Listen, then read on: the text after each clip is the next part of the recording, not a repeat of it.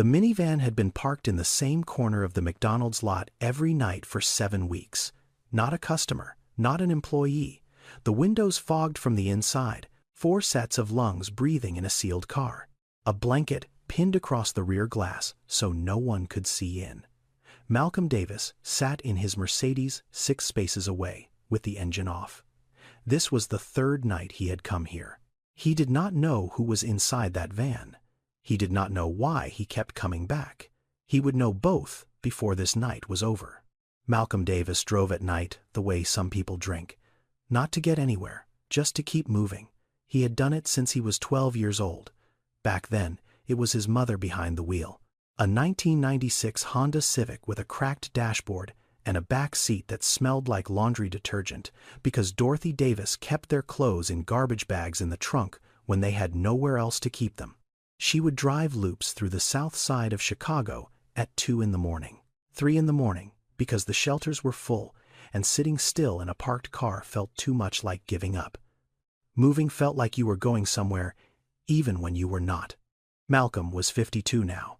He lived in a penthouse on the Oakland Hills with floor-to-ceiling windows that looked out over the entire East Bay. He had not needed to drive at night in decades. But the body remembers what the bank account forgets. When sleep would not come, he drove. No route, no destination, just the weight of the steering wheel and the sound of tires on asphalt and the city sliding past in the dark like something he could watch without being part of. That first night, he pulled into the McDonald's on International Boulevard at 11:14. Drive-through, black coffee. The lot was almost empty. 3 cars near the entrance. A delivery truck idling by the dumpsters. And 1 vehicle parked in the far corner backed against the chain-link fence at the edge of the lot. A Honda Odyssey minivan. Dark blue, though it was hard to tell under the sodium lights. Older model. The rear windows were covered from the inside. Not tinted. Covered. A blanket, pinned or taped across the glass so that nothing inside was visible from the outside. Malcolm noticed the position first. The van was not parked where a customer would park. It was in the darkest corner of the lot where the overhead light had burned out or been broken, but still within the angle of the security camera mounted above the drive-through window. Whoever parked there had chosen the spot, not randomly, deliberately. They knew the lot. They knew the camera. They knew exactly how much visibility they needed and how much darkness they could afford. He did not know yet why that detail mattered to him. He would understand later. But in the moment he just sat in his Mercedes with the coffee cooling in his hand and looked at the van through his side mirror. The windows were fogged, all of them. Condensation from the inside. Not rain, not cold air meeting warm glass from the outside. Breath. Someone was breathing inside that van. More than one person based on the amount of fog covering every window. Then he saw it. A small hand appeared on the inside of the passenger window. A child's hand. It pressed flat against the glass and dragged downward, clearing a narrow streak through the condensation. For less than 2 seconds, he could see the outline of a small face looking out through the gap. Then, the hand disappeared. The fog closed back over the streak within a minute. Malcolm did not get out of his car. He did not walk over. He did not call anyone. He sat there for another 4 minutes. Then he put the Mercedes in drive and pulled out of the lot. The drive home took 11 minutes. International Boulevard to the freeway to the hill to the gate to the garage to the elevator to the penthouse, where every room was climate-controlled and every surface was clean and every window looked down on a city that Malcolm had spent 20 years learning how to profit from without ever having to stand inside it. He set the coffee on the kitchen counter. He did not drink it. He stood at the window that faced west toward the flatlands, toward International Boulevard, toward a parking lot he had never noticed before tonight. The hand on the glass stayed with him, not as an image, as a weight. Something had pressed against the inside of that window, the way something now pressed against the inside of his chest. Small, brief, already gone. He did not sleep that night. That was not unusual. What was unusual was the reason. He went back the next night. He told himself he was just driving. He told himself the coffee was the reason. He parked 6 spaces away and turned off his headlights and watched the same van in the same corner with the same fogged windows and the same blanket over the rear glass. Nothing happened. A phone light flickered inside the van for 20 minutes. Someone was using the McDonald's Wi-Fi. The light went off. The van was still. Malcolm drove home. He did not sleep. The third night he arrived at 10:15. He parked. He waited. At 10:28 the van pulled into the lot. Same spot, same angle, backed against the fence. The engine ran for 3 minutes, then shut off. The blanket went up over the rear windows from the inside. The fog began forming within 10 minutes. He stayed until 5:30 in the morning. At 5:32, the driver's door opened. A woman stepped out. He saw her for the first time. She was tall. She moved quickly. She opened the sliding door on the passenger side. He heard her voice. Quiet, steady. The voice of someone waking children who needed more sleep than they were going to get. 3 children came out of that van. The oldest was a boy, maybe 8 or 9. He stood on the pavement and put on his backpack without being told. The youngest was still in a diaper. She held him on her hip.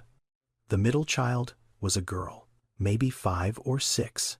The woman set the toddler in a car seat that she pulled from behind the driver's seat. Then she stood in the McDonald's parking lot at 5:37 in the morning with a comb and a spray bottle and did her daughter's hair. 2 braids, even parts. The girl stood still on the asphalt in sneakers that were clean. The toddler started crying in the car seat. The woman picked him up with one arm and kept braiding with the other. She finished both braids. She loaded the children. She drove out of the lot heading north, toward the school district. Malcolm sat in his Mercedes and did not move for 6 minutes after she left. The parking space where the van had been was empty. The asphalt was still warm from the engine. He drove home. He did not sleep. The 4th night he saw something he had not expected. At 11:40, a man in a McDonald's uniform came out the side door carrying a brown paper bag. He walked to the van. He did not knock. He placed the bag on the ground beside the front tire. He tapped the hood twice, lightly, like a signal that had been given before. Then he turned around and walked back inside without looking at the van once. No one opened the door. No one said thank you. The bag sat beside the tire for 4 minutes before a hand reached out from the driver's window and pulled it in. 2 taps on the hood. That was all. That was the entire language between them. He knows. She knows he knows. Neither of them has ever said a word about it. The man taps, the woman takes. And every night, that small economy of silence keeps something human intact in a parking lot that was never built for living. The 5th night, Malcolm arrived at 9:15. Before the van, he waited. She pulled in at 9:41. Engine ran for 3 minutes. Blanket went up. Fog started. At 10:08, a window cracked open. Not much, 2 inches, and Malcolm heard something he was not prepared for. A woman's voice. Reading. She was reading aloud to children inside that van. He could not make out the words. He did not need to. The cadence was enough. Slow, measured. The kind of rhythm that does not rush because rushing would defeat the entire point. She was reading the way you read when you are trying to build a room out of sound. When the walls around you are made of glass and metal, and the only architecture you can offer is your voice. Malcolm sat in his car with the window down and listened to a woman read bedtime stories in a parking lot at 10 o'clock at night. He did not know her name. He did not know how long she had been here. He did not know what had happened to her, or what had been taken, or by whom. He did not know yet that the company responsible for putting her in that van was a company he had built with his own hands. He just knew he was going to get out of the car tomorrow. Inside the van, the world was 4 feet wide and 6 feet long, and held together by systems that had taken 7 weeks to build. Imani Carter had a method for everything. The middle row seats folded flat. That was the children's bed. A fitted sheet over the cushions. Pillows from the apartment she no longer had. A blanket for each child. The driver's seat reclined as far as it would go. That was her bed. It was not far enough. Her knees stayed bent every night. She had stopped noticing.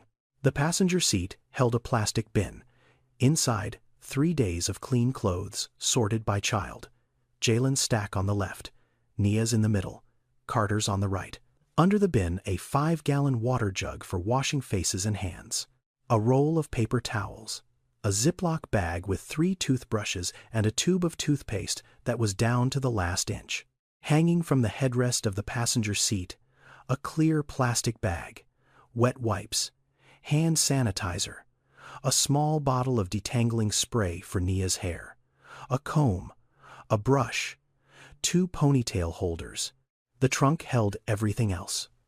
1 suitcase, 1 garbage bag of shoes, 1 box of shelf-stable food, peanut butter, crackers, applesauce pouches, granola bars. The box was never full and never empty. Imani kept it at exactly what she could afford after gas, and the $3 Happy Meal she bought the children every night so they had a reason to be in the McDonald's and she had a reason to park. She did not call this homeless. She called it in between where they had been and where they were going. That was the language she used with the children. We are in between right now. In between is not forever. In between is just the middle part of a story that has not finished yet. Jalen understood what in between meant. He was 9. He understood more than she wanted him to. Nia accepted it the way 6-year-olds accept what their mothers tell them, completely, without evidence, because the voice saying it was the only proof she needed. Carter was 2. He did not know what in between meant. He did not know what an apartment was. He did not remember the room where he was born. For Carter, the van was the world. The van had always been the world, and his mother was always in it. That was enough. That was the part that hurt the most. Not that her youngest son was living in a van, but that he had no idea anything was missing. Every night followed the same order. Park. Engine off. Blanket up. Wipes for hands and faces. Change into sleep clothes. Then Imani reached into the pocket behind the driver's seat and pulled out a paperback book so worn the spine had split 3 times and been taped back together with packing tape. Maya Angelou. And Still I Rise, her mother's copy. Renee Carter had bought it at a used bookstore in 1994 for $2. She had written in the margins, notes, dates, small thoughts that arrived between the lines of someone else's poetry and needed a place to land. On page 43 in handwriting that Imani would recognize anywhere, Renee had written a single sentence in blue ink along the left margin. Home is not an address. Home is the voice that reads to you at night. Imani read that sentence to her children the first night they slept in the van. She has read it every night since. 49 nights, same page, same sentence, same voice. After the book, after the blanket adjustments, after Carter's breathing slowed and Nia stopped shifting and the van went quiet, one light stayed on, Jalen's phone flashlight, dim, angled into the pages of a composition notebook that he kept in his backpack during the day and under his pillow at night. He opened it to the next blank line. He wrote in handwriting that was getting steadier month by month. Things that are still good. Number 47. Mom's voice when she reads. Number 48. The McDonald's man left nuggets again. He closed the notebook. He turned off the light. He lay in the dark beside his sister and his brother and listened to his mother breathing in the front seat. Imani heard the pen stop. She heard the flashlight click off. She did not ask what he wrote. She never asked. Whatever was in that notebook belonged to him. It was the one thing in his life that no one had packed into a van or lost to an eviction notice or left behind in a building that someone else now owned. She let him keep it. She owed him that much. She owed him more than that, but that much she could give him tonight. Imani Carter was 31 years old. She was a certified nursing assistant at Emerald Grove Senior Living in East Oakland. Night shift, 11 at night to 7 in the morning. $19.50 an hour. She had held the job for 4 years. She had never missed a shift. Not when Jalen had the flu. Not when Nia broke her wrist on the playground. Not when her back seized so badly she had to dress herself lying on the floor because standing up was not available to her that morning. She showed up. That was what she did. That was what she had always done. She met Terrence Carter at a block party cookout on Foothill Boulevard when she was 22. It was July. The kind of Oakland summer afternoon where everything smells like charcoal and someone's speaker is playing too loud from a second-floor window and nobody minds. Terrence was standing behind a grill that did not belong to him, cooking for people he had met 45 minutes ago. He was the best cook there, and he knew it, and he did not make a show of knowing it. He just cooked. He grilled corn a way Imani had never seen before. Butter on the cob before it went over the flame. Not after, he said. His mother taught him that. The butter melts into the kernels instead of sitting on top. You taste it different. You taste it deeper. Imani remembered that detail 14 months later when she married him at the Alameda County Courthouse on a Tuesday afternoon. She remembered it the morning he died. She remembers it now in the van on the nights when the children are asleep and the parking lot is quiet and she has nothing to hold on to except the things that used to be true. Terrence was a construction worker, framing and drywall, mostly residential. He worked for a small outfit out of San Leandro. He was good with his hands. He was patient with measurements. He once spent an entire Saturday rebuilding a section of baseboard in their apartment because the previous tenant had done it crooked and he could not stop noticing. They rented a 2-bedroom apartment at Ridgewood Terrace on International Boulevard, 3rd floor, Unit 312. The living room window faced the courtyard where a rusted swing set stood between 2 benches that no one had painted in years. Jalen took his first steps in the hallway outside that apartment. Imani was carrying groceries. Terrence was holding his phone trying to record it. Jalen made it 6 steps before sitting down hard on the carpet and looking surprised at what he had just done. Nia said her first word in the kitchen. She was sitting in a high chair while Terrence spooned rice onto her plate. She pointed at the pot and said more. Not mama, not dada, more. She wanted what she wanted. She was specific about it from the beginning. Carter was born in the back bedroom at 3:17 in the morning. He came 5 weeks early. The contractions started at midnight. Terrence called 911 at 2:45. Carter arrived before the paramedics did. Terrence caught him. He had never held anything that small. He told Imani afterward that his hands were shaking so badly he was afraid he would drop the baby. He did not drop the baby. Every room in that apartment held something.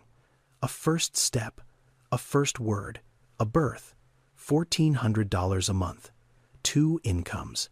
Imani and Terrence together made just enough, not comfortable, not secure, just enough to stay where they were and not think too hard about what would happen if one of those incomes disappeared. Imani's mother, Renee Carter, died of breast cancer when Imani was 19. Renee was 44. She had worked as a home health aide for 21 years. She did not leave money. She did not leave property. She left a paperback copy of Maya Angelou's And Still I Rise that she had bought at a used bookstore in East Oakland in 1994 for $2. The spine had been cracked and taped and cracked again. Renee wrote in the margins, small notes, dates, sometimes just a word. Sometimes a thought that arrived between someone else's lines and needed somewhere to go. Most of the notes were for herself. One was not.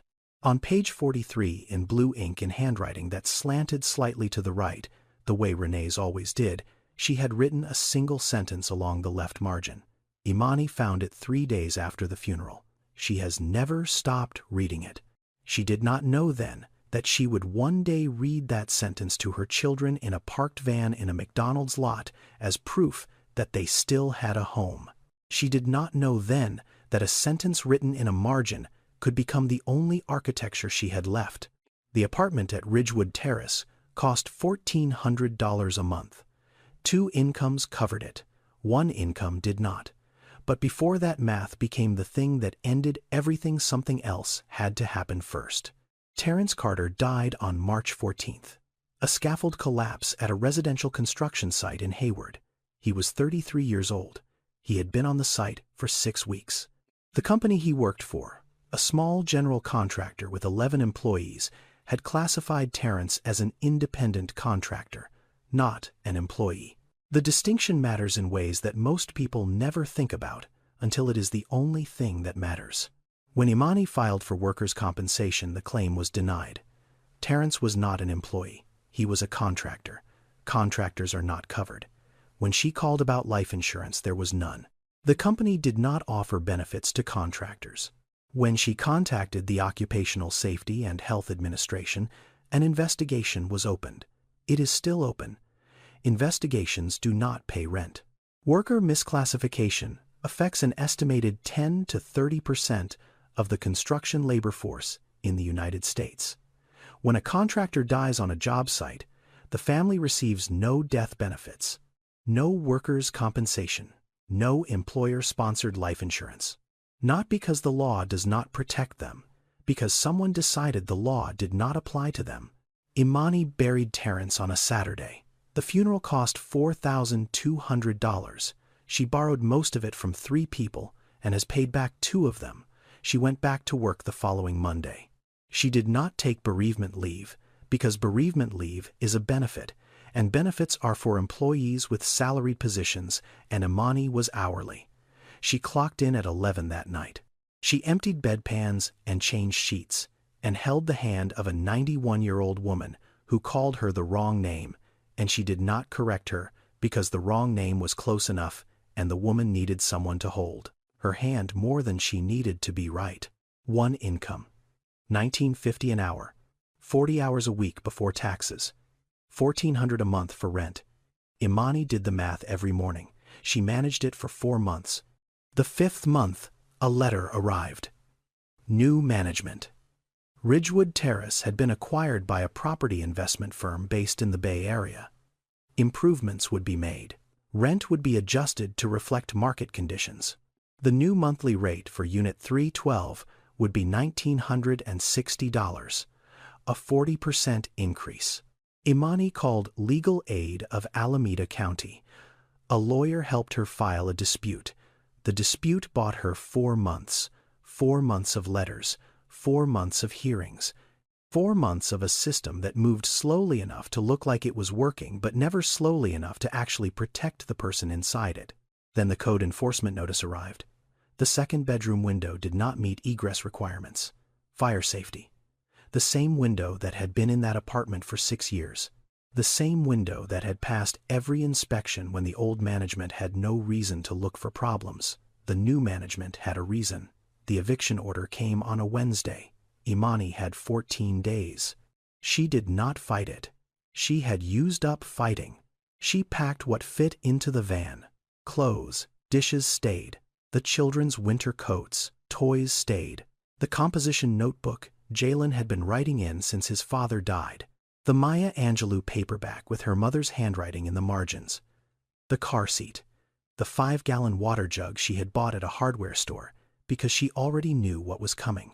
On the last morning, she loaded the children into the van in the parking lot of Ridgewood Terrace. Jalen climbed in without being told.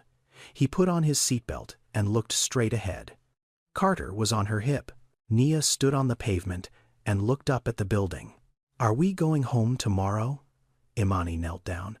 She looked at her daughter. She said the only thing she could think of that was not the truth. "We are going somewhere better." She did not know where somewhere better was. She knew it was not here. She knew that her credit score now carried an eviction record that would follow her for 7 years. She knew that no landlord in Alameda County would approve an application with that record. She knew the shelters were full. She had called 4 of them. The shortest wait list was 9 months. She drove out of the parking lot of the building where her son had taken his first steps, and her daughter had said her first word, and her youngest had been born in the back bedroom 5 weeks early, while his father's hands were shaking. She drove to the McDonald's on International Boulevard. She parked in the far corner. She put up the blanket. She turned off the engine. That was the first night. Jalen Carter.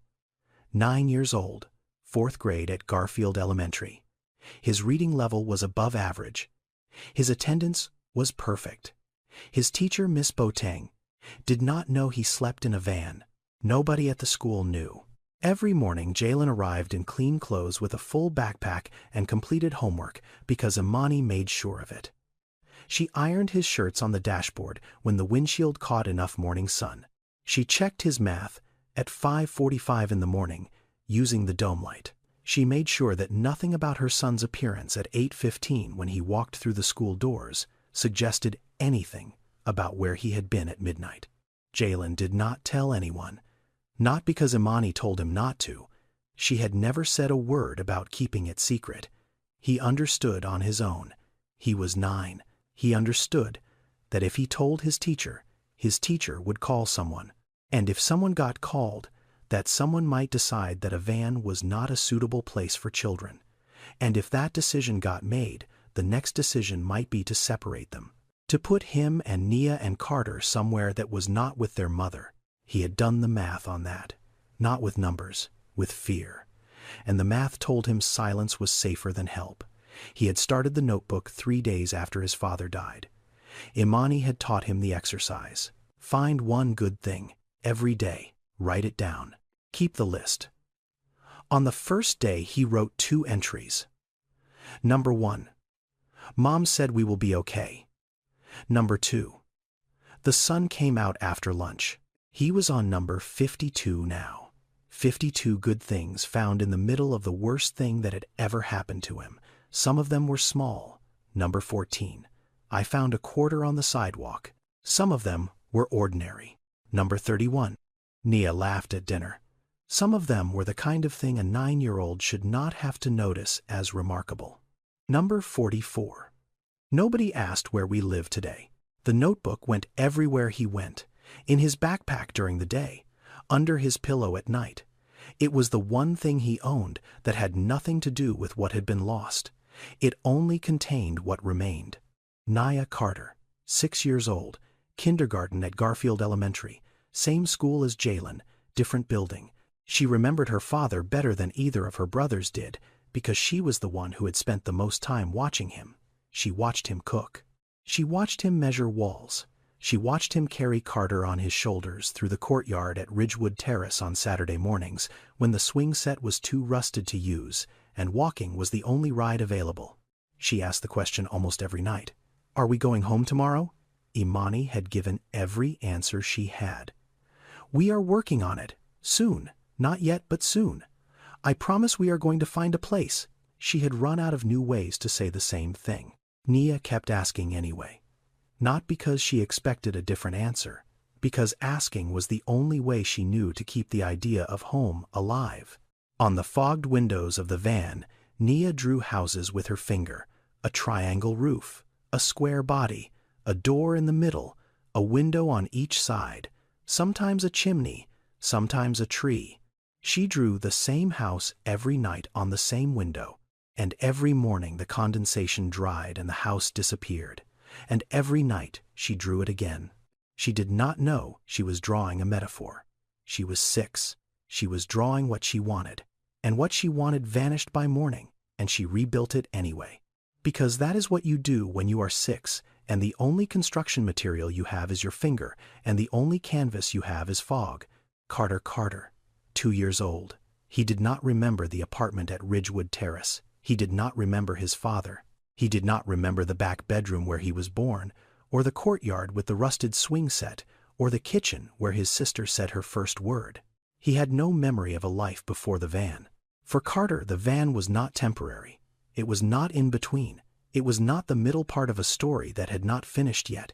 It was the whole story. It was the only world he had ever known. The seat was his bed. The parking lot was his yard. The McDonald's restroom was where mornings happened. His mother was always there. His brother was always there. His sister was always there. Nothing was missing. Nothing had been taken. The world was complete.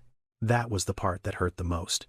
Not that her youngest child was living in a van, but that he had no idea anything was missing. Malcolm Davis was 52 years old. He grew up on the south side of Chicago in a 2-room apartment on 63rd Street that his mother rented for $420 a month. His father left when Malcolm was 4.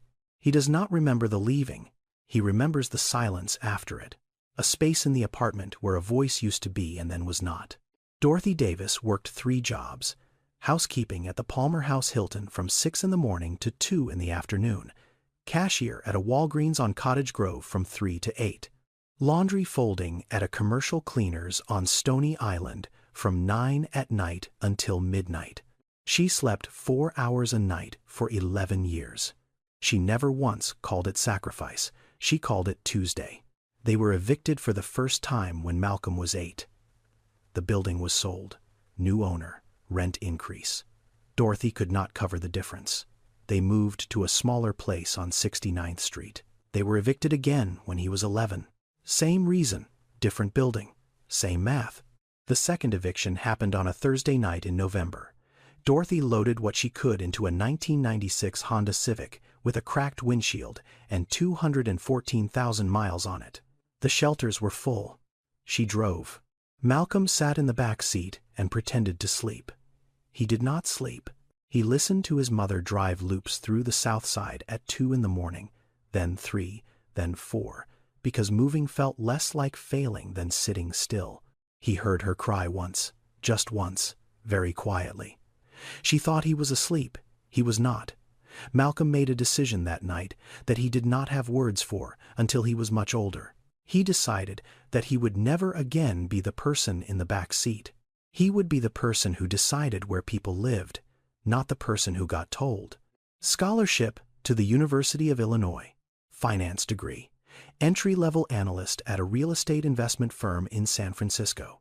11 years of learning how property worked, not as shelter, as math, as leverage, as a system that rewarded the people who understood its language and punished the people who did not. He founded Vantage Point Capital at 41. The company did one thing well. It acquired underperforming residential properties, optimized them, and increased their value. Buy a building for $4 million. Renovate. Raise rents to market rate. Revalue at $7 or $8 million. Hold or sell. Clean, efficient, profitable. He called it creating better housing. And he was not entirely wrong. Some of the buildings were genuinely better after Vantage Point intervened. New plumbing, new wiring, updated kitchens, safer stairwells. Better for the people who could afford the new rent. The people who could not afford it were not in the spreadsheet. They were in the column labeled vacancy rate. They were in the line item called tenant turnover. They were numbers that went down so that other numbers could go up.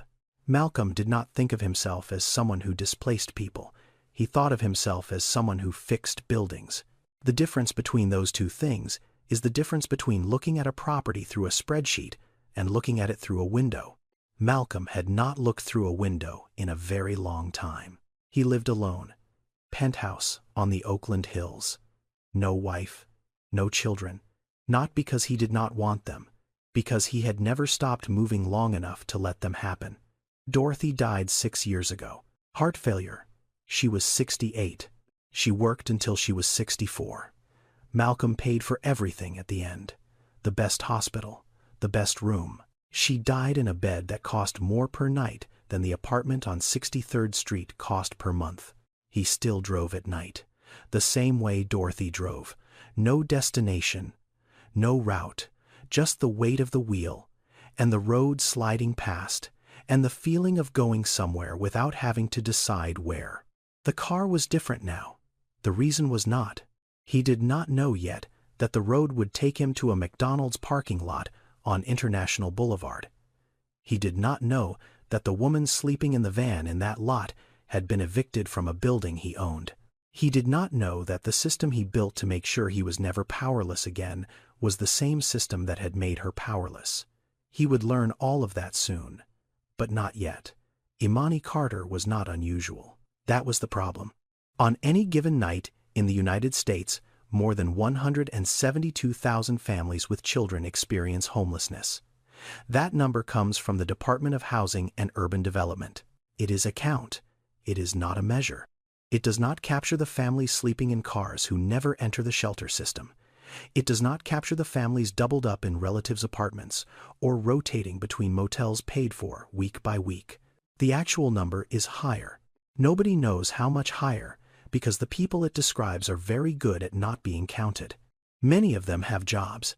That is the part that breaks the math people carry in their heads about how homelessness works. The assumption is that if you work, you can afford a place to live. In California, A worker earning minimum wage would need to work 89 hours per week to afford a two-bedroom apartment at fair market rent. 89 hours. That is not a work week. That is 2 work weeks compressed into one with no sleep and no children and no transportation costs and no food. Imani worked 40 hours a week at $19.50 an hour. She earned roughly $34,000 a year before taxes. The average rent for a two-bedroom apartment in Oakland in the year she was evicted was $2,100 per month. Her entire take-home pay would cover rent and almost nothing else. No gas, no food, no diapers, no school supplies, no margin, no room, no math that works.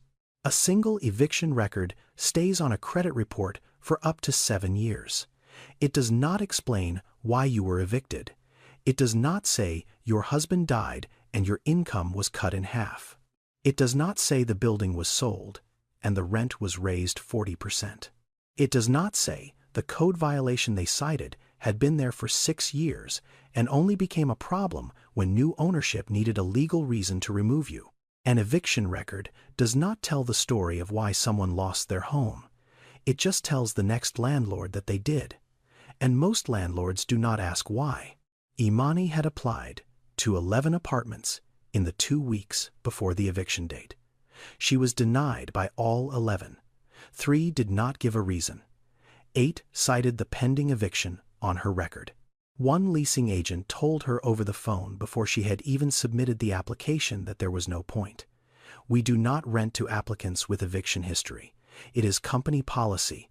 Company policy. Those 2 words contain more cruelty per syllable than almost anything else in the English language. They mean the decision has already been made, and the person telling you about it is not the person who made it, and the person who made it will never meet you, and the meeting would not change anything if it happened. Imani knew this. She had learned it the way you learn everything about poverty, by living inside it and discovering that the exit signs were painted on. Malcolm got out of his car on the 6th night. He had spent 5 nights watching from 6 spaces away. 5 nights of details that arrived one at a time and accumulated into something he could no longer observe from a distance. The hand on the glass, the phone light, the woman braiding her daughter's hair on the asphalt at 5:30 in the morning. The McDonald's manager tapping the hood twice. The sound of a voice reading through a cracked window at 10 at night. He crossed the parking lot. 6 spaces. 42 feet of asphalt between his car and hers. His shoes made sounds on the pavement that he had never noticed before. Everything was louder at night in a parking lot when you did not know what you were doing. He stopped at the driver's side window. He raised his hand. He knocked twice, lightly. The same rhythm Deshawn used on the hood.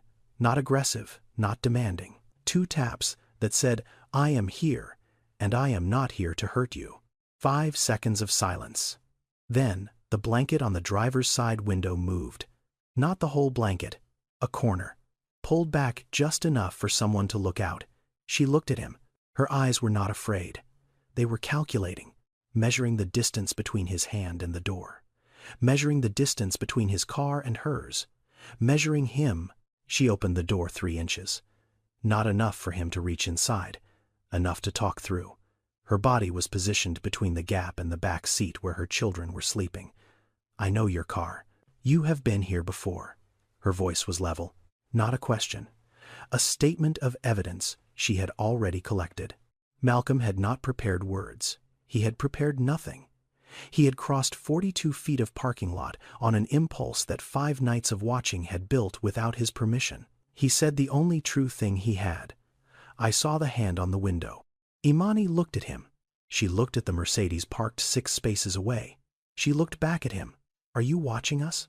Her voice did not shake. Her voice had a blade in it.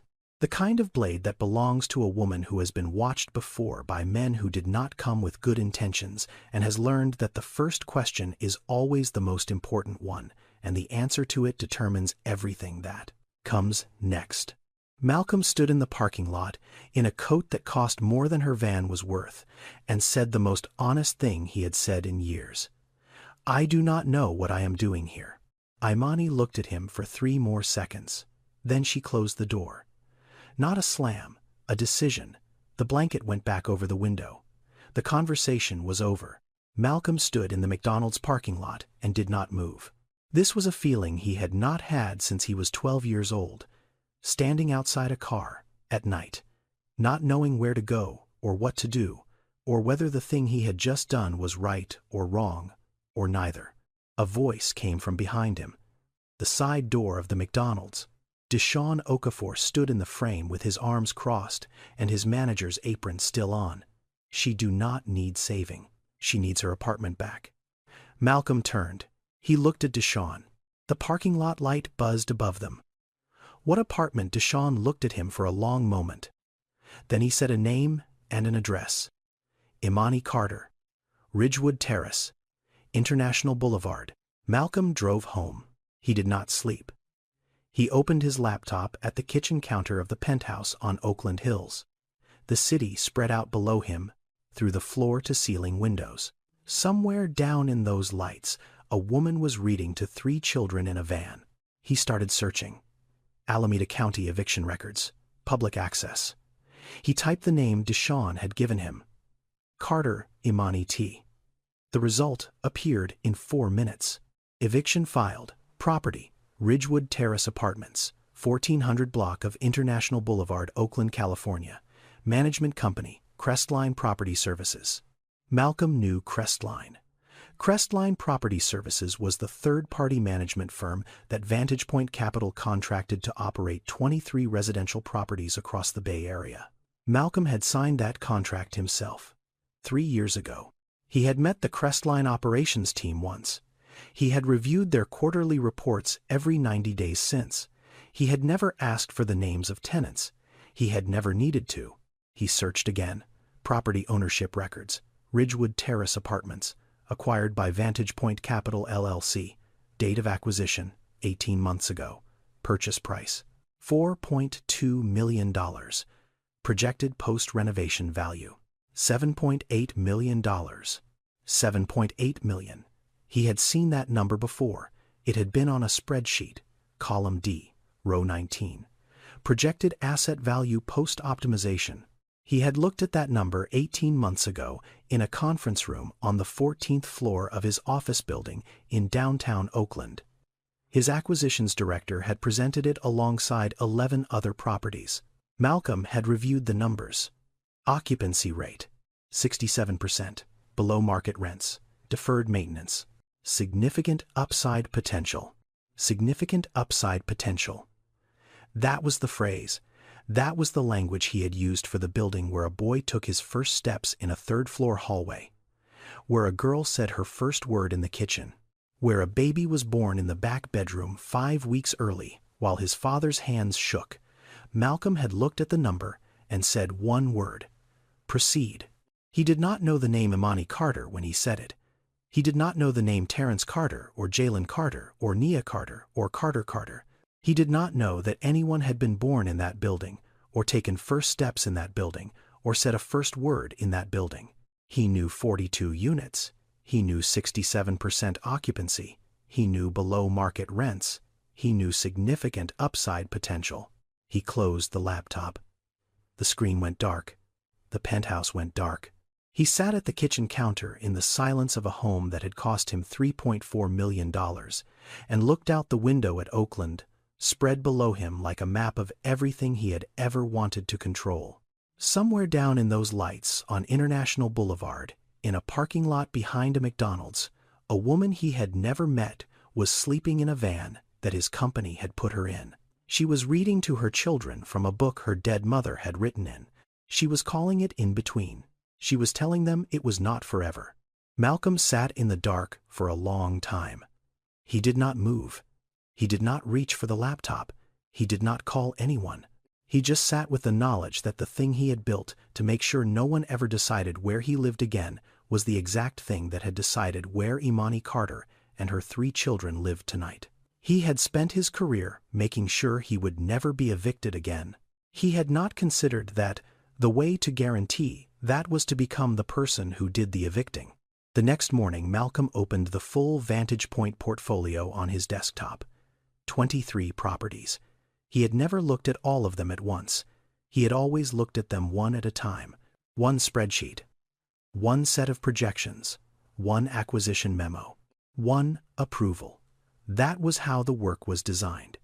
You never saw the whole picture because the whole picture was never the point. The point was the next deal. He opened them all. Every property report, every tenant displacement log filed by Crestline Property Services over the past 3 years. 14 of the 23 buildings had been through what the reports called optimization. That word appeared on every summary page. Optimization. It meant the same thing every time. Acquire, inspect, identify code violations that had existed for years without enforcement, issue rent adjustments to market rate, file eviction proceedings against tenants who could not pay the new rate or whose units failed the newly enforced code, renovate, relist at higher rents, report increased asset value to investors. 14 buildings. 341 families displaced across 3 years. Malcolm read the number and read it again. 341. Not a single step in the process had been illegal. Every rent increase was within the allowable percentage under California law. Every code enforcement action was documented by a licensed inspector. Every eviction was processed through the Alameda County Superior Court. Every filing had been reviewed by Vantage Point's legal team before submission. He called Lorraine Voss. She was the director of operations at Crestline. She had managed the Vantage Point account since the contract was signed. She picked up on the second ring. Malcolm asked about Ridgewood Terrace. Lorraine answered the way she answered every question. Calmly. Precisely. Without hesitation. Rent adjustment was market-aligned based on comparable units within a half-mile radius. Code violations were flagged during the post-acquisition inspection and reported to the city as required. Evictions were processed through court. Tenants were given the legally mandated notice period. Relocation assistance was offered where applicable. Everything was by the book Mr. Davis. Malcolm was quiet for a moment. Then he asked a question he had never asked about any property in his portfolio. How many families were in the building when we acquired it? Lorraine paused. Not long, just long enough to check a file. 42 units, approximately 38 occupied at the time of acquisition. How many are still there? A longer pause this time, not because she did not know, because she understood what the number meant when you said it out loud. 7. 38 families. 7 remaining. 31 gone. In 18 months. Through a process that was entirely legal and entirely documented and entirely approved and entirely devastating. Malcolm did not respond. Lorraine waited for 5 seconds. Then she asked if there was anything else. Malcolm said no. He hung up. There is a term for what happened at Ridgewood Terrace. It is called renoviction. It describes the practice of using building code enforcement or planned renovations as legal grounds to displace existing tenants, typically those paying below market rent, in order to renovate units and relist them at significantly higher prices. It is legal in most states. It is common in California. According to the National Low Income Housing Coalition, the United States loses more than 900,000 affordable housing units every year to conversion, demolition, or rent increases that push existing tenants out. The buildings do not disappear. The people inside them do. Malcolm sat at his desk and looked at the portfolio spread across his screen. 23 buildings, 14 optimized, 341 families. Each building had been a spreadsheet. Each spreadsheet had once been a community. He had turned communities into spreadsheets and called it creating value. He had not done it with cruelty. He had done it with efficiency. And efficiency, when applied to places where people live without asking who lives there, is its own kind of cruelty.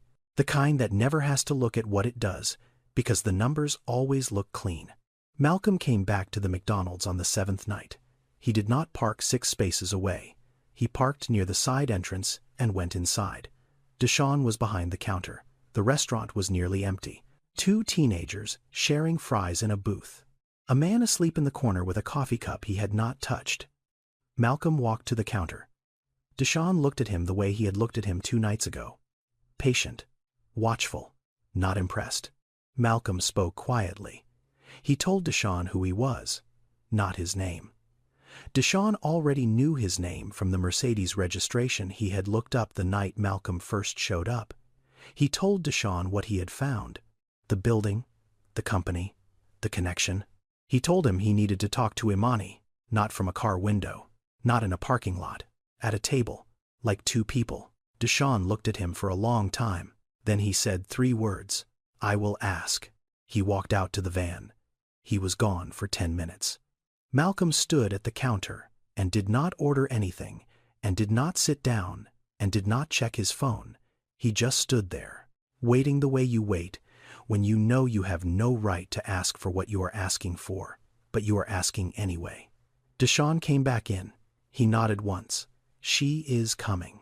4 minutes later, Imani walked through the side door. She was wearing the same jacket she wore every night. Her hair was pulled back. Her face carried the particular stillness of a woman who has agreed to something she does not trust and is prepared to leave the moment it proves her right. Deshaun stood near the door, close enough to the van to hear the children if they woke, close enough to the restaurant to come inside if he needed to. Imani sat down across from Malcolm at the corner booth.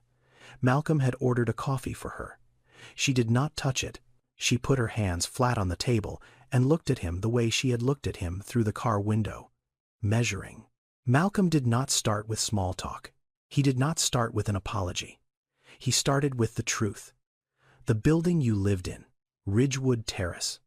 It is owned by a company called Vantage Point Capital. He paused. Imani did not move. That is my company. Imani looked at him. She did not blink. She did not gasp. She did not cry. She looked at him the way a person who has been pushed off a ledge looks at the person who built the ledge when they finally meet face to face. Not surprise, recognition, the slow, terrible recognition of a pattern completing itself. She was quiet for 8 seconds. Malcolm counted them. Then she asked one question. Did you know our names? No. Imani looked at him, at his coat, at his watch, at his hands on the table. Then she said something that was not a question. That is the problem, is it not? The restaurant was quiet. The fluorescent lights hummed. The teenagers had stopped talking. The man in the corner was still asleep. I am not here to offer you money, Malcolm said. Good, because I do not want your money. I am here because what happened to you was wrong, and I did it, not personally. But I built the machine that did it, and I want to fix it, starting with you. Imani looked at him for a very long time. Her hands were still flat on the table. Her coffee was still untouched. Then she spoke, and what she said was the thing that changed the size of what Malcolm thought he was doing. Starting with me means you are going to have to explain to me why 31 other families are not sitting at this table too. Malcolm did not have an answer for that, not yet, but the question sat between them on the table like a document that required a signature. And he understood in that moment that whatever he did next could not be for one woman in a parking lot. It had to be for everyone his machine had touched. Imani stood up. She did not say goodbye. She did not say thank you. She walked out the side door and crossed the parking lot to the van where her children were sleeping. Deshaun watched her go. Then he looked at Malcolm. Malcolm sat in the booth for another 11 minutes. The coffee Imani did not drink grew cold across from him. He did not touch it either. He left it there. 2 full cups on a table, neither one consumed. He did not know yet what that meant. But he would. Imani opened the driver's door of the van and climbed in quietly. She pulled it shut behind her with the practiced softness of a woman who had learned exactly how many decibels a car door makes when you close it with a sleeping 2-year-old 3 feet away. Jalen was not asleep. He was lying on his side with his eyes open, watching the gap between the front seats. When Imani's face appeared, he did not smile. He searched. Where were you? Not curiosity. Inventory. The same way he checked his backpack every morning. The same way he counted the applesauce pouches in the trunk every night. Making sure everything was still where it was supposed to be. Making sure the math still worked. I was talking to someone. About us. About a lot of things. Jalen looked at her for 3 seconds. He was reading her face the way he read everything. For data. For shifts. for the difference between what she said and what she meant. He found whatever he was looking for. He nodded once. He turned back to his notebook. Nia stirred. Her eyes opened halfway. She looked at Imani from the middle seat with the unfocused gaze of a child pulled out of sleep by the sound of a door she had learned to listen for. "Are we going home tomorrow?" The last time she asked, Imani had said, "We are going somewhere better." That was 7 weeks ago. She had used that answer and its variations for 49 nights. Tonight, she was quiet for 5 seconds. Then she said something different. "I am working on it, baby." Nia looked at her. Her eyes were open now. She held the look for a moment, then she closed her eyes and turned her face into the pillow, and was asleep before she could ask anything else. Jalen heard it. He heard the difference. He opened the notebook. The phone flashlight was already on. He found the next blank line. Number 53. Mom came back. Below it, in smaller handwriting, pressed closer to the line, as if he was trying to make it fit inside something private. Number 54. She said she is working on it. That is different from what she usually says. He closed the notebook. He put the pen in the spiral binding. He turned off the light. He lay on his back and looked at the ceiling of the van and listened to his mother settle into the driver's seat. Imani reached into the pocket behind the seat and pulled out the Maya Angelou book. She opened it. She read quietly. The same poems she had been reading for 49 nights. The same voice. The same cadence. The children knew the sound of it the way they knew the sound of the engine starting, and the sound of the blanket going up, and the sound of the parking lot at night when everything was as close to safe as it was going to get. She turned to page 43. Her mother's handwriting. Blue ink, slanting to the right. Home is not an address. Home is the voice that reads to you at night. She looked at the sentence. She had read it aloud every night since the first night in the van. 49 times. She had read it as a promise, as evidence, as the one thing she could offer her children that did not require a lease or a credit check or a landlord's approval. Tonight, she did not read it aloud. She looked at it. She held the book open on her lap and sat in the dark and looked at her mother's handwriting and wondered something she had never wondered before. She had always assumed Renee wrote that sentence as philosophy, as something true and beautiful and worth preserving in the margin of a poem. Tonight, for the first time, she wondered if her mother had written it for a moment exactly like this one. If Renee had known what it was to have no address. If the sentence was not philosophy at all but survival. If her mother had written it not because it was beautiful but because she needed it to be true. Imani closed the book. She put it back in the pocket behind the seat. She leaned her head against the window and closed her eyes. She did not sleep. She listened to her children breathing, 3 sets of lungs in a sealed car. The sound of the world she was holding together with her voice and her hands, and the stubborn refusal to let the math win. Outside, the parking lot was quiet. The McDonald's sign buzzed. The fog was coming in off the bay. In 6 hours, she would wake them. She would comb Nia's hair. She would check Jalen's homework. She would carry Carter on her hip. She would drive them to school. She would make it look like nothing was wrong. But tonight, something was different. She did not know yet what it would become. She only knew that the word she had used with Nia was different from every word she had used before. Working on it, not someday, not somewhere better. Working on it, present tense, active, a thing being done rather than a thing being waited for. She did not know yet if it would be enough, but it was different. And in a van in a parking lot, after 49 nights of the same different, was the closest thing to hope she had. Malcolm called Vantage Point's legal department at 7:15 the next morning. He gave 3 instructions. Stop all pending eviction proceedings across all 23 properties. Pull the complete displacement records for every building Crestline had managed over the past 3 years. And schedule a call with the CFO for 9 o'clock. The CFO's name was Nathan Gill. He had been with Vantage Point for 6 years. He was good at his job. His job was to make numbers go in the right direction. He called at 9:02. Malcolm told him what he wanted. a full audit, a moratorium on rent increase evictions, a fund. Nathan was quiet for 4 seconds. Then he asked the question his job required him to ask. What is the business case? There is not one. Nathan was quiet again. Longer this time. Then he said he would start the audit. He did not ask again. Malcolm hired Samara Obi, 38 years old, tenant rights attorney with the Legal Aid Society of Alameda County. She had spent 11 years representing tenants in eviction proceedings and had never once been retained by a landlord. She said so on the phone.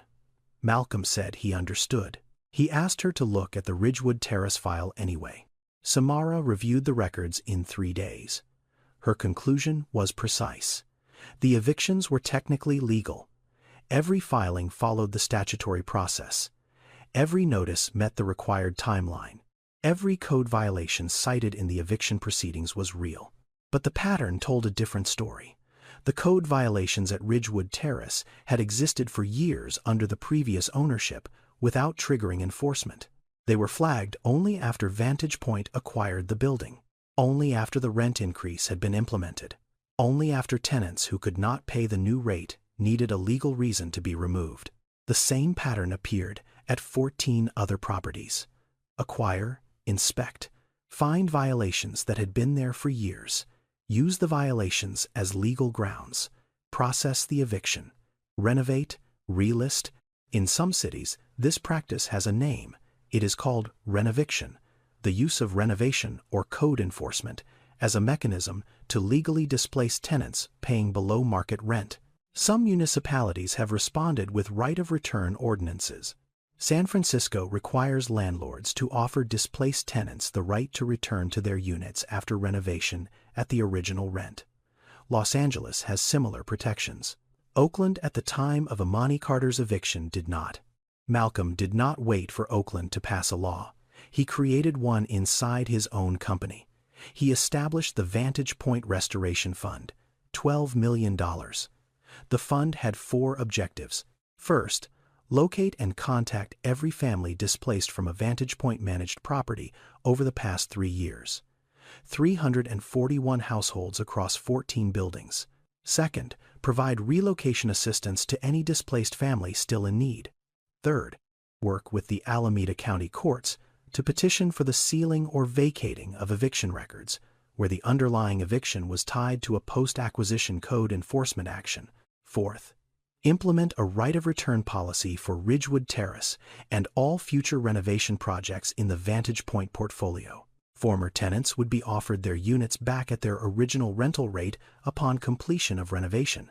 Samara Obi made the calls, not Malcolm. Malcolm understood that this was not about him. It was not about the relationship between a billionaire and a woman in a parking lot.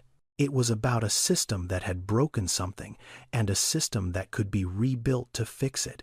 The calls went out from the Legal Aid Society.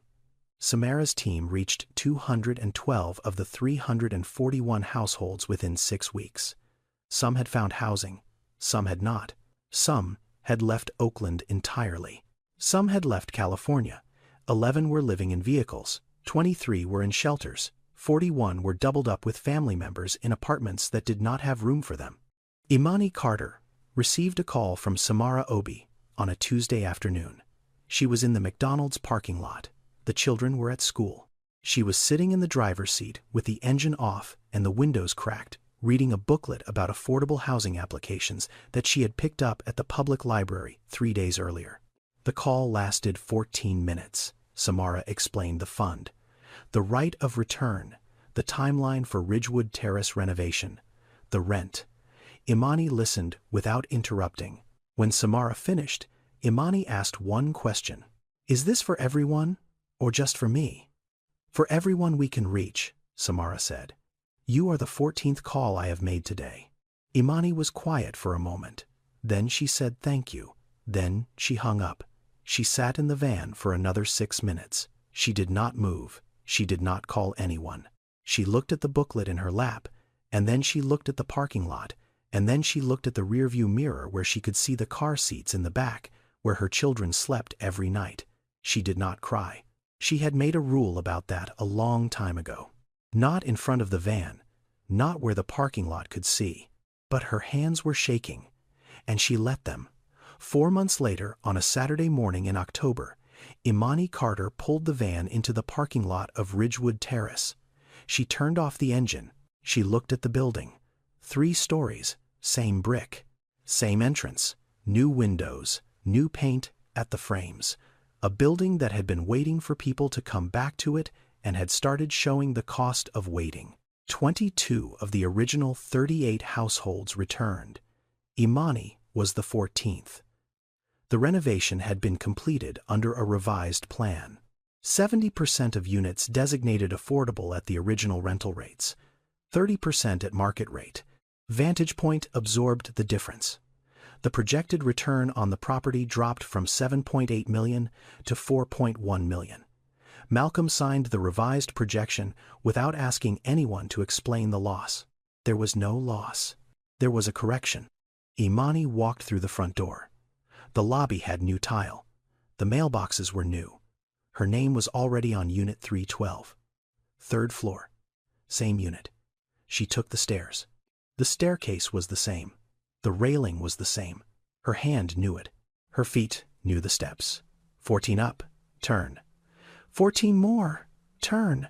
14 more, 3rd floor. She opened the door to the apartment. The kitchen was new. New cabinets, new countertop, new stove, but the layout was the same. The window above the sink was in the same place. She stood where Nia had been sitting in a high chair when she said her first word, more. She stood where Terrence had stood with a spoon and a pot of rice on his last Saturday morning in this kitchen. She walked into the living room. The window still faced the courtyard. The old swing set was gone. A new one stood in its place. Bright blue. The chains did not rust. She walked into the back bedroom. The room where Carter was born at 3:17 in the morning 5 weeks early while his father's hands shook. The room had a new window. It met the egress code. The window that had been used to remove her from this apartment was now the window that proved the apartment was safe. She stood in front of it for a long time. Nia ran in first. She went straight for the room that had been hers before she could remember it being hers. She stopped in the doorway. She looked around. She turned and ran back to Imani in the hallway. "Are we going home tomorrow?" Imani knelt down. She was eye level with her daughter. She had heard that question every night for 4 months. She had answered it with soon and somewhere better, and I am working on it. She had answered it with every word she had, except the right one.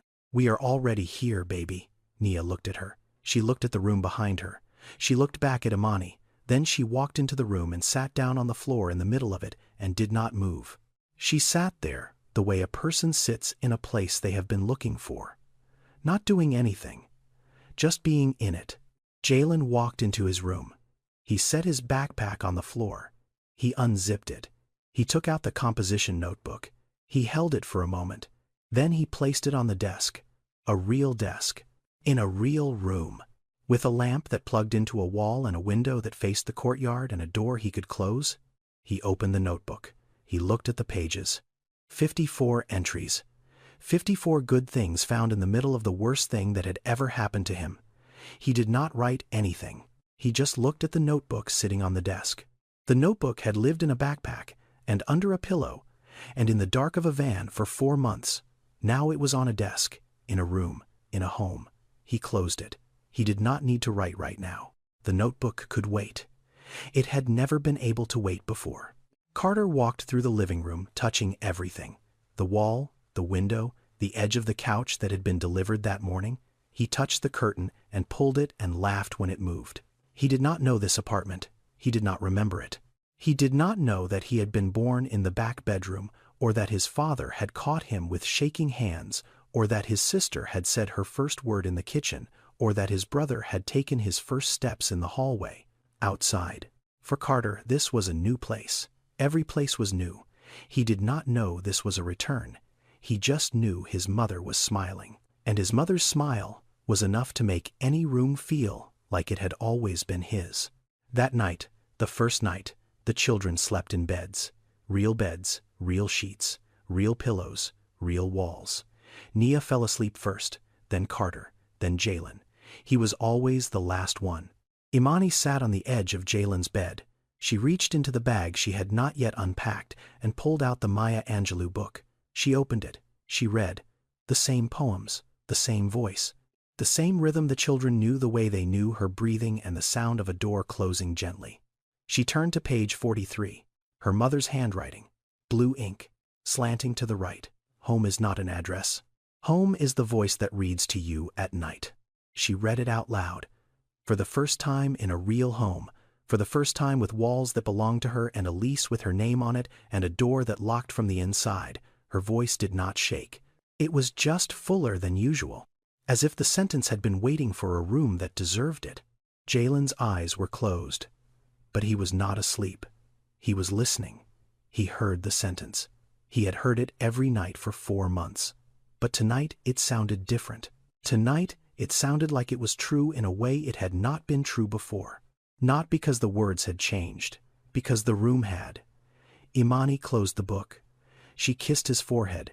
She turned off the light. She closed the door. Jalen waited. He listened to her footsteps move down the hallway. He heard her open her own bedroom door. He heard it close.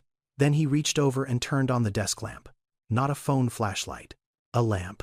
It made a circle of warm light on the desk and on the notebook sitting in the middle of it. He opened to the next blank page. Number 55. Things that are still good, he wrote slowly. The pen moved across the paper in handwriting that was steadier than it had been 4 months ago. Steadier than it had been the night he started. Number 55. I can hear Mom reading from my own room. He looked at the line. He looked at the notebook. He looked at the 54 entries that came before this one. Every good thing he had found since his father died and his home disappeared, and his world became a van in a parking lot behind a McDonald's. Then below number 55, he wrote one more line. He did not give it a number. It did not belong to the list. It belonged to something else. Something the list had been pointing toward the whole time without him knowing it. I think maybe everything on this list was always her. He closed the notebook. He turned off the lamp. He lay back on the bed, in his room, in his home. The ceiling was white. The room was dark. The apartment was quiet. Somewhere down the hall, his mother was lying in a bed that was not a reclined car seat for the first time in 4 months. He listened to the silence of a place that was not a parking lot. No engine noise, no fluorescent lights buzzing, no cars pulling in and out. Just a building settling into itself at night, the way buildings do, and his mother breathing somewhere behind a wall that was hers. Malcolm Davis drove that night. The old habit, the steering wheel, the empty road. He took International Boulevard because it was the route his body knew now. He passed the McDonald's at 11:22. He slowed down without deciding to. The parking lot was lit by the same sodium lights. The drive-through window was closed. 2 cars near the entrance. The delivery truck idling by the dumpsters. The far corner, by the chain-link fence, where the overhead light was burned out, where the van had parked at exactly the right angle to be in the camera's view, but out of the light's reach. The space was empty. No van, no fogged windows, no blanket over the rear glass, no hand pressing against the inside of the window. Malcolm stopped the Mercedes in the lot. He looked at the empty space for a long time. He did not know that Imani had moved into Ridgewood Terrace that morning. He did not know that Nia had asked her question for the last time. He did not know about the notebook or the lamp or the sentence that did not have a number. He just knew the van was not there. And for the first time in weeks, he drove home and slept. Malcolm Davis built a company that displaced 341 families and called it Progress. Imani Carter slept in a car with 3 children and called it In Between. Society honored one of them with a Forbes profile. The other one was asked to move her car by 6 in the morning. Think about who we call successful. Think about who we call homeless. Then think about which one of them was actually building something. The cruelest part of what happened to Imani Carter is not what she survived. It is how ordinary her story is. She did everything right. She worked. She paid rent. She raised her children. She kept them fed and clothed and in school. And the system that was supposed to hold people like her decided she was in the way of a better return on investment. And nobody in the system had to feel bad about it because nobody in the system ever learned her name. There is a parking lot somewhere near you tonight with a car that has been there too long. The windows are fogged. Someone inside is reading to a child. You will drive past it tomorrow and you will not see it. Most people do not.